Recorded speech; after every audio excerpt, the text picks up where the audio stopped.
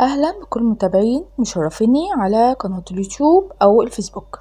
هتكلم النهاردة عن قرية الكشح، الحادثة اللي حصلت في قرية الكشح من كام يوم. قبل ما اتكلم يا ريت ما تنسوش اشتراك ولايك وشير وتفعيل الجرس. قرية الكشح دي فين؟ موجودة في محافظة سوهاج في الصعيد. هي تبع مركز دار السلام.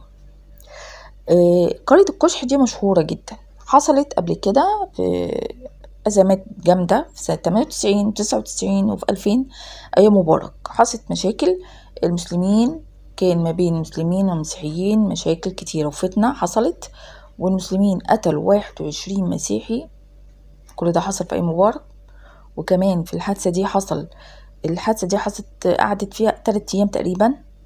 كان المسلمين بيضربوا في المسيحيين، أصابوا 33 وحرقوا بيوت وحرقوا محلات، وكانوا بيقتلوا عشوائي، قتلوا عيال صغيرة وقتلوا ستات وقتلوا بدون أي سبب. السبب كان هو زي ما انتوا عارفين، كان وقتها الإخوان كانوا كتير وكان في فتنة، عايزين يعملوا فتنة بأي طريقة عشان البلد ما تبقاش مستقرة. زي ما انتوا عارفين الإخوان بتعمل كده، بتعمل فتن عشان البلد تخرب. فالمسلمين دول يعني ممكن يكونوا سمعوا يعني عملوا فتنة كده معينة، مثلا قالوا مثلا المسيحيين هيضربوا مثلا مسجد او حاجة، حصلت اشاعة مثلا، او قتل مسلم، ولا حصل اي حاجة من الحاجات دي. المسيحيين ما قتلوش مسلم، ما ضربوش مسجد، او ما عمرهم ما عملوا حاجة في المساجد خالص. دي اشاعة علشان يخلوا المسلمين يعني يبقوا عندهم عدوانية كده، يضربوا بقى فطبعا حصل إجرام. ودول على فكرة أنا مسلمة، وأنا بقول على دول اللي عملوا كده دول مش مسلمين، دول مجرمين بلطجية، يعني حاجة زي كده. عمرهم مسلمين ما يبقاش كده بالمنظر ده. يقتل ليه؟ يقتل طفل ليه؟ يقتل ست ليه؟ ما عملوش حاجة. مسيحيين ما عملوش حاجة، بيقتلوهم ليه؟ كل ده علشان البلد ما تبقاش مستقرة، وده كان هدفهم.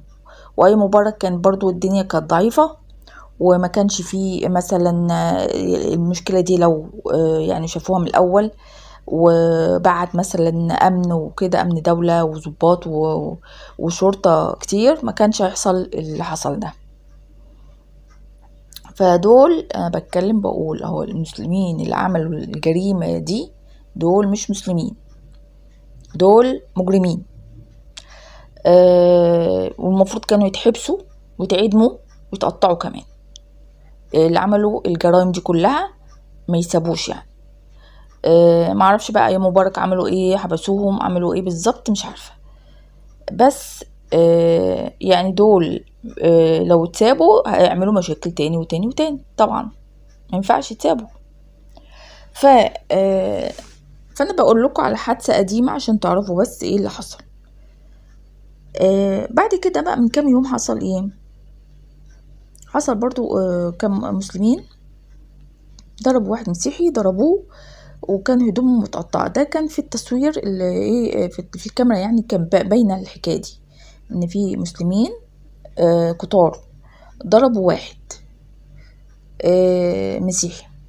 طبعا حصل يعني مشادة ما بين المسلمين والمسيحيين. وكانوا بيهددوا الناس ان احنا هتبقوا كشح 2000. بيفكروهم بالحادثة الكبيرة دي. فطبعا المسيحيين خافت. وعلى فكرة اللي حصل ده برضو، اللي من كام يوم ده اللي حصل، دي فتنة. ليه بقى؟ علشان كان في ثورة يوم 12/7 وباظت. اخوان كانوا عايزين يعملوا ثورة في مصر هنا 12/7 وباظت.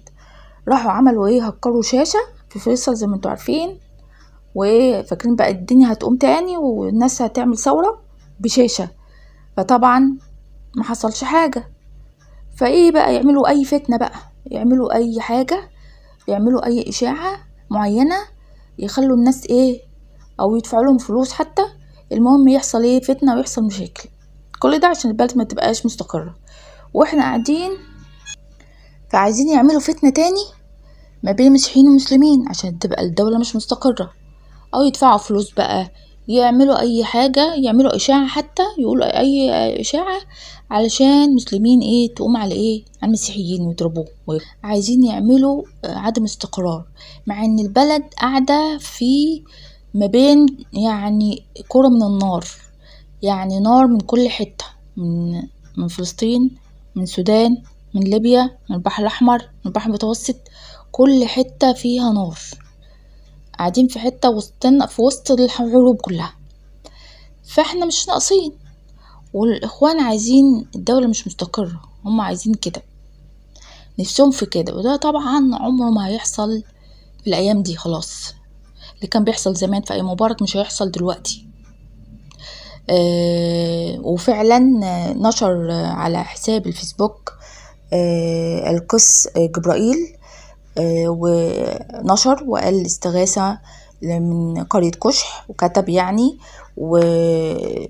وكتب قال استغاثة من قرية كشح لمساعد وزير الداخلية وجهاز الأمن الوطني، وبيتكلم عن اللي حصل في القرية، وكان عايز يقابل هو عايز موعد في القاهرة عشان يقابلهم، عشان بموضوع الحادثة اللي حصلت في قرية الكشح والتهديدات اللي حصلت هناك.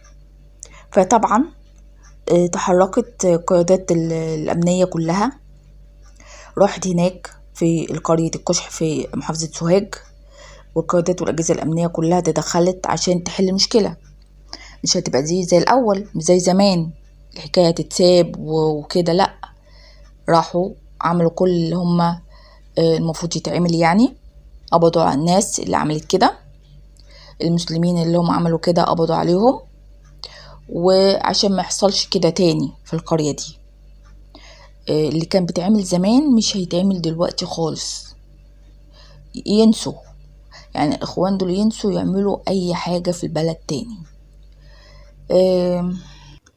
وفي آخر الفيديو بقول ربنا يحمي مصر ويحفظها، وما تنسوش اشتراك واللايك والشير وتفعيل الجرس، والسلام عليكم ورحمة الله وبركاته.